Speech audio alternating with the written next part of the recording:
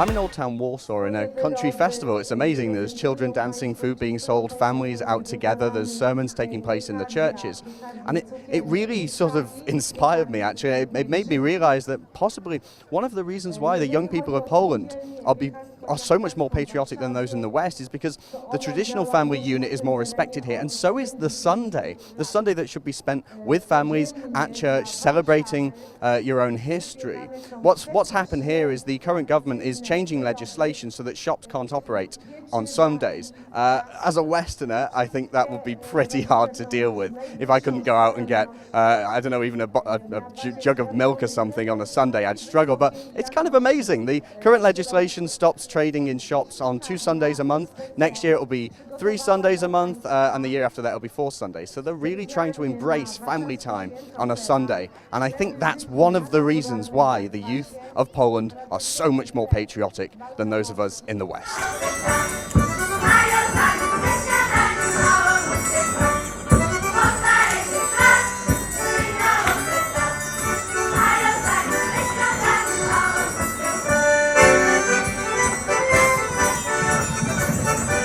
Nearby, a young boy and his mum were leaving a church sermon.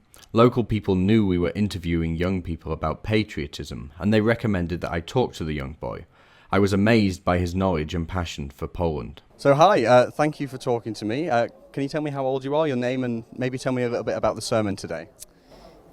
My name is Antek. I'm 10 years old and I came here today because I'm very interested in the Warsaw Uprising and World War II history in general. So would you say you're a patriot? Do you love Poland? I like Poland and I would love to go into battle for her, but at the same time I hope that it will never have to come to that. So in England, a lot of young people don't know that much about their own history and they're not proud of it. Do you think that's important to be? I think so, since, for example, during the Battle of Britain, the Polish 303 Fighter Squadron participated while the Royal Air Force dropped supplies over Warsaw intended for the Polish Home Army during the Warsaw Uprising. I think that they should know their history. So with the history of Poland, with the war, and even some British history with the war, is that a key part of your school curriculum? Is that what you learn at school? I haven't started 8th grade yet, which is when they start teaching you about World War II history, so I honestly don't know yet. So you already know so much. Is this something your family teaches you outside of school? No, I think that I've become interested in it on my own. I was just 2 years old when I visited the Warsaw Uprising Museum for the first time, and apparently when I saw the video in which the Germans were razing the city to the ground, I would just shout, boom, boom, boom. That's really amazing, mate. So is this something a lot of your friends are interested in as well? Some of them, yes, but not all of them. Many are interested in military equipment, but it's primarily the modern gear and not the historical weapons. What would you say to young British people who aren't as proud of their history as you are of yours? I would tell them that it was them who managed to defend their country from the Germans, who never managed to occupy the UK.